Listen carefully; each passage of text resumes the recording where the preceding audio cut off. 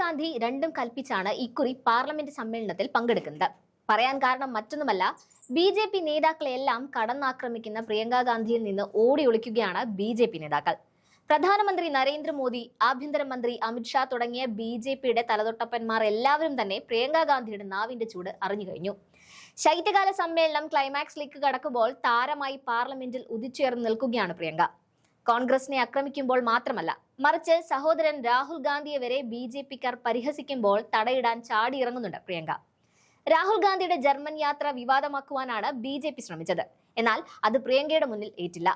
പ്രതിപക്ഷ നേതാവെന്ന കടമ നിറവേറ്റുന്നതിന് പകരം വിദേശയാത്ര തിരഞ്ഞെടുക്കുന്ന രാഹുൽ പ്രതിപക്ഷ നേതാവല്ല, പര്യടന നേതാവാണെന്ന് ബി.ജെ.പി. ദേശീയ വക്താവ് ഷഹസാദ് പൂനെവാല പരിഹസിച്ചതോടെയാണ് വിവാദങ്ങൾക്ക് തുടക്കമായത്. ഓരോ യാത്രയിലും രാഹുൽ വിദേശത്ത് വെച്ച് ഇന്ത്യയെ അവഹേളിക്കുകയാണെന്നും പൂനെവാല എക്സിൽ കുറിച്ചു. ഇതോടെയാണ് പ്രിയങ്ക ഗാന്ധിയുടെ നിയന്ത്രണം നഷ്ടമായത്.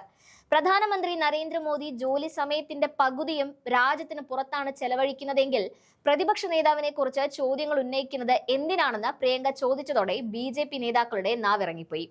രാഹുലിന്റെ ചോദ്യങ്ങൾക്ക് ഉത്തരമില്ലാതാകുമ്പോൾ പൊതുജനങ്ങളെ ആശയക്കുഴപ്പത്തിലാക്കുകയും അദ്ദേഹത്തിന്റെ പ്രതിച്ഛായ നശിപ്പിക്കുകയും ചെയ്യുക എന്നതാണ് ബി.ജെ.പിയുടെ നയമെന്ന് മുതിർന്ന നേതാവ് ഗൗരവ് ഗൊഗോയ് കൂടി പറഞ്ഞതോടെ പ്രിയങ്കയുടെ നേതൃത്വത്തിൽ ആഞ്ഞടിക്കുകയാണ് കോൺഗ്രസ് ചെയ്യുന്നത്.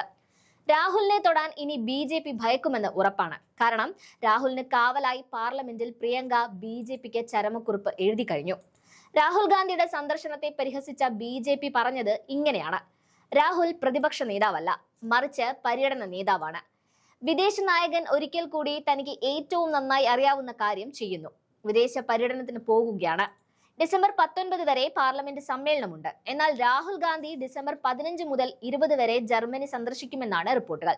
രാഹുൽ LOP ആണ്. അത് പക്ഷേ ലീഡർ ഓഫ് ഒപ്പോസിഷൻ അല്ല, മറിച്ച് ലീഡർ ഓഫ് പര്യടനാണെന്നും ബി.ജെ.പി. വക്താവ് ഷഹസാദ് പൂനെവാല പരിഹസിക്കുകയായിരുന്നു.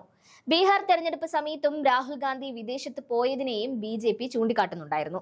അതിനുശേഷം ജംഗൽ സഫാരിയിലും രാഹുൽ പങ്കെടുത്തുവെന്നും ബി.ജെ.പി. ചൂണ്ടിക്കാട്ടുകയായിരുന്നു. ഇതിന് പിന്നാലെയാണ് വീണ്ടും പ്രിയങ്ക ഗാന്ധിയുടെ സംഹാര താണ്ഡവത്തിന് ബി.ജെ.പി. സാക്ഷ്യം വഹിച്ചത്. മോദി തന്റെ പ്രവർത്തന സമയത്തിന്റെ പകുതിയോളം രാജ്യത്തിന് പുറത്താണ് ചെലവഴിക്കുന്നത്. പ്രതിപക്ഷ നേതാവ് യാത്ര ചെയ്യുന്നതിനെ കുറിച്ച് അവർ എന്തിന് ചോദ്യങ്ങൾ ഉന്നയിക്കുന്നു? ഒരു പ്രതിപക്ഷ നേതാവിന്റെ കടമയാണ് രാഹുൽ ചെയ്യുന്നതെന്നും തടയാമെങ്കിൽ തടയൂ എന്നും പ്രിയങ്ക പറഞ്ഞതോടെ ബി.ജെ.പിയുടെ എക്സ് പോസ്റ്റുകൾ നിലച്ചു. ഡിസംബർ 15 മുതൽ 20 വരെയാണ് രാഹുൽ ഗാന്ധിയുടെ ജർമ്മൻ സന്ദർശനം. അവിടെ അദ്ദേഹം ഇന്ത്യൻ പ്രവാസികളുമായി സംവദിക്കുകയും ജർമ്മൻ മന്ത്രിമാരുമായി കൂടിക്കാഴ്ച നടത്തുകയും ചെയ്യുമെന്ന് ഇന്ത്യൻ ഓവർസീസ് കോൺഗ്രസ് അറിയിച്ചു കഴിഞ്ഞു. Indian overseas Congress chairperson Sam പിത്രോദയും രാഹുൽ ഗാന്ധിക്കൊപ്പം ഉണ്ടാകും. ഇന്ത്യൻ ഓവർസീസ് കോൺഗ്രസ് ജർമ്മനി ഘടകം പ്രസിഡന്റ് ബൽവീന്ദർ സിംഗിന്റെ മേൽനോട്ടത്തിലാണ് പരിപാടി നടക്കുന്നത്. ആ പരിപാടിയാണ് ബി.ജെ.പി. ഇപ്പോൾ ഇകഴ്ത്തി രംഗത്ത് വന്നിരിക്കുന്നത്.